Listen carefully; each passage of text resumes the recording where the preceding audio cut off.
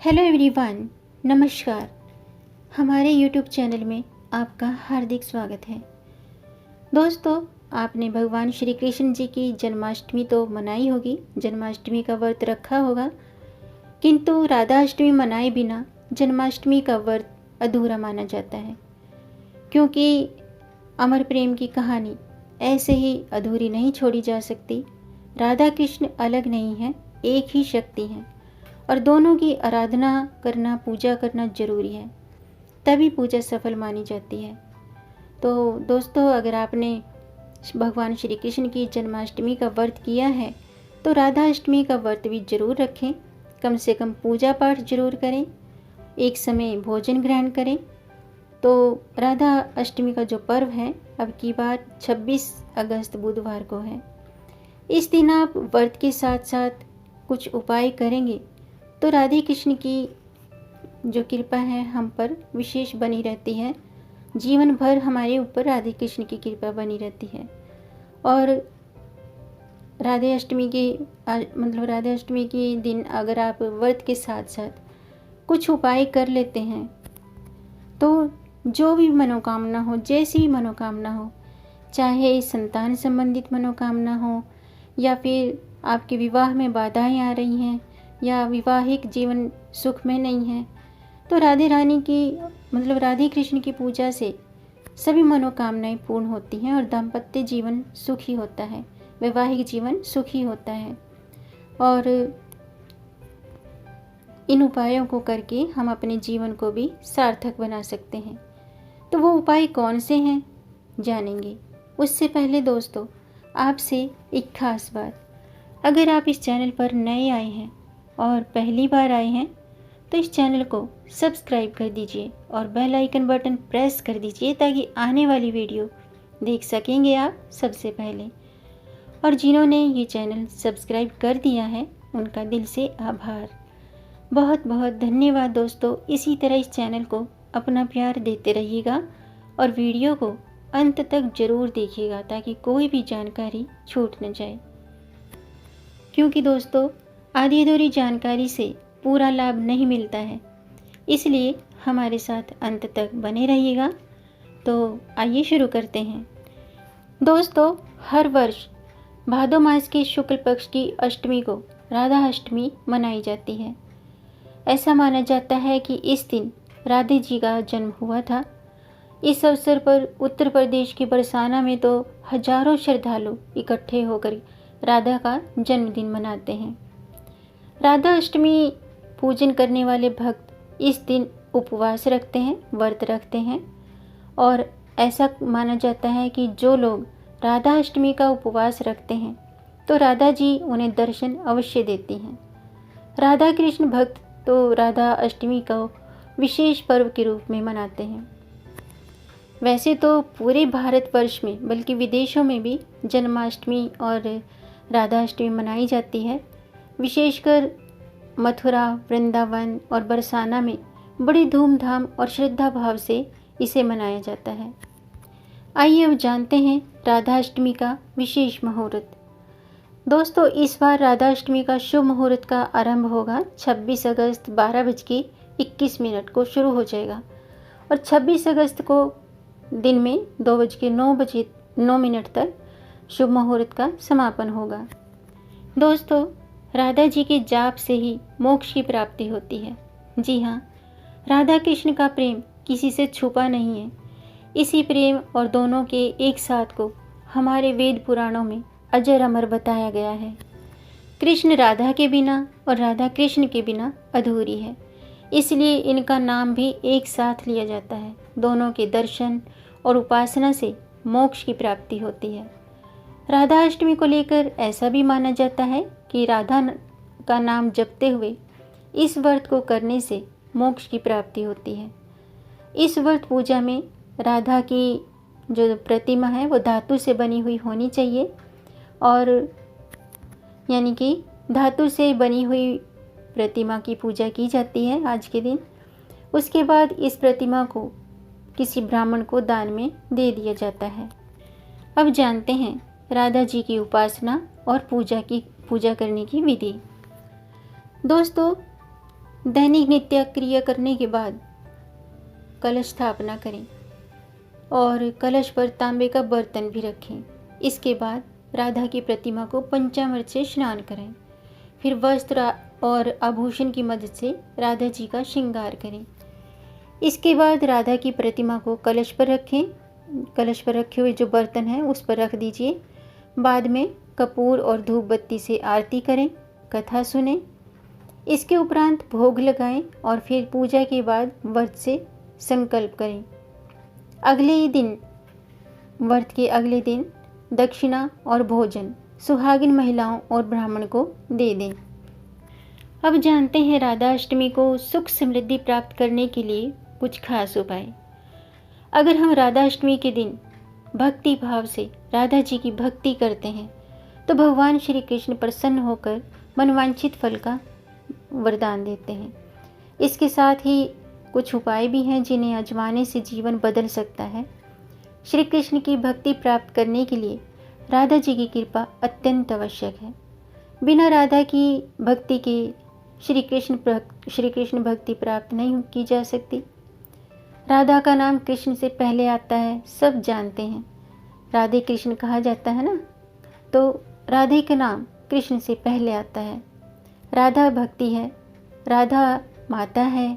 राधा नाम संसार के हर दुखों को हरने वाला है। राधा अष्टमी के चमत्कारी उपाय करने से सफलता मिलती है। तो आइए राधा अष्टमी को सुख समृद्धि प्राप्त करने के लिए वो कौन से उपाय हैं जानते हैं। दोस्तों, राधा अष्टमी के दिन श्री विष्णु सहस्त्र नाम का पाठ अवश्य करना चाहिए। ऐसा करने से भगवान विष्णु और माता लक्ष्मी प्रसन्न होती हैं।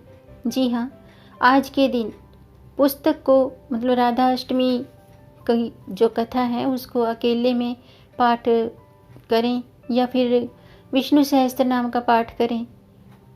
तो ये जो पाठ है, विष्णु सहस्त्र नाम का पाठ है जो, ये अकेले पाठ का फल तभी प्राप्त होता है जब साथ में आप श्री सूक्त का भी पाठ करते हैं, क्योंकि यही दोनों पूजा मिलकर भगवान विष्णु और माता लक्ष्मी को प्रसन्न करती हैं। इसके अलावा दोस्तों, इस दिन गीता का पाठ अवश्य करना चाहिए या सुनना चाहिए या फिर गीता पढ़नी भी चाहिए। गीता का ज्ञान आत्मसात करने से जीवन में श्री कृष्ण की कृपा बनी रहती है और अंत में भगवान श्री कृष्ण के धाम में स्थान मिलता है। इसलिए इस दिन गीता का पाठ अवश्य करना चाहिए, क्योंकि गीता का ज्ञान आत्मसात करने से जीवन में श्री कृष्ण की कृपा प्राप्त होती है, राधे रानी की कृपा प्राप्त होती है और श्री कृष्ण के धाम में स्थान मिलता है। इसके अलावा प्रेम गीत और नृत्य ही राधा तथा कृष्ण की भक्ति प्राप्त करने का सबसे सरल और सहज मार्ग है। भक्ति गीतों को गाइए, नृत्य करिए और पूरे वातावरण को कृष्ण भक्ति से रंग दीजिए और खुद भी कृष्ण भक्ति में रंग जाएं। हरे कृष्णा कृष्ण कृष्ण हरे हरे, हरे राम राम राम हरे हरे। इस मंत्र का भी आप जाप कर सकते हैं। इस दिन किसी पुराने मंदिर की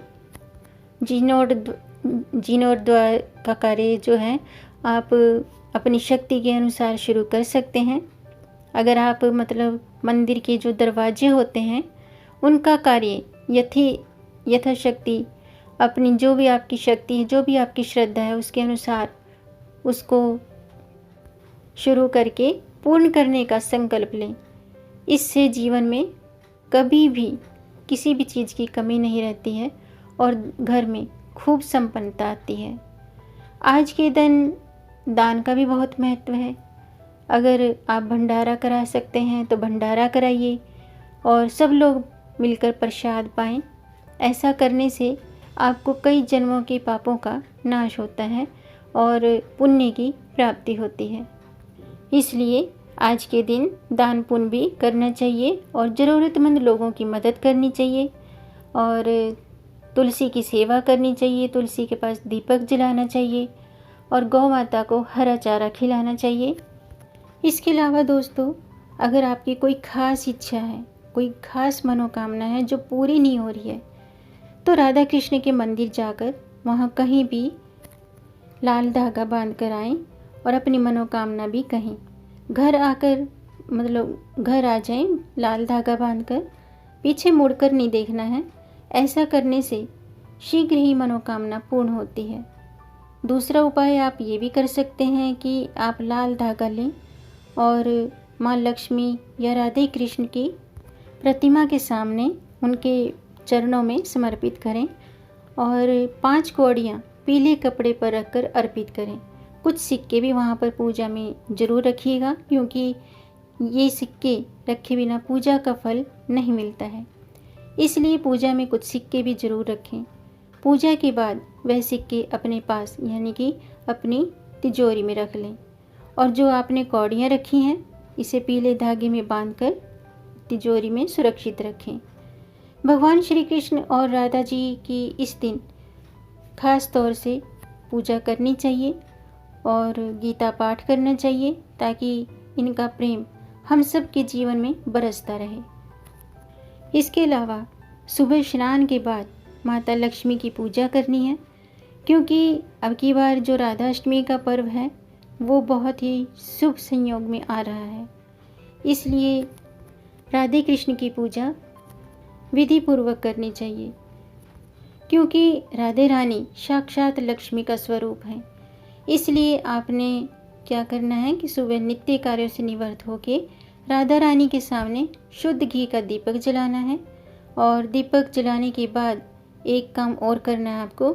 वो ये है कि लाल धागा, जिसे रक्षा सूत्र भी कहा जाता है, इस धागे पर भगवान श्री कृष्ण राधे कृष्ण का ध्यान करते हुए थोड़ा सा कुमकुम लगाएं और फिर माता लक्ष्मी के आगे यानी कि श्री राधे के चरणों में रख दें। कुछ समय के बाद इस धागे को भगवान का नाम लेकर अपनी माँ से ये धागा अपनी कलाई पर बंधवा लीजिए। यकीन मानिए कि आपकी सारी परेशानियों का अंत होगा। और अगर धन की कमी है या आपके भाग्य में कोई अवरोध बना हुआ है जिससे कि आपके बने बनाए काम बिगड़ जाते हैं, तो वो सभी परेशानियां, रुकावटें दूर होंगी और दाम्पत्य जीवन प्रेम से भर जाएगा। तो दोस्तों, आज के लिए बस इतना ही। उम्मीद है आपको ये जानकारी पसंद आई होगी। अगर आपको ये जानकारी अच्छी लगी हो तो आप इसे लाइक कर सकते हैं।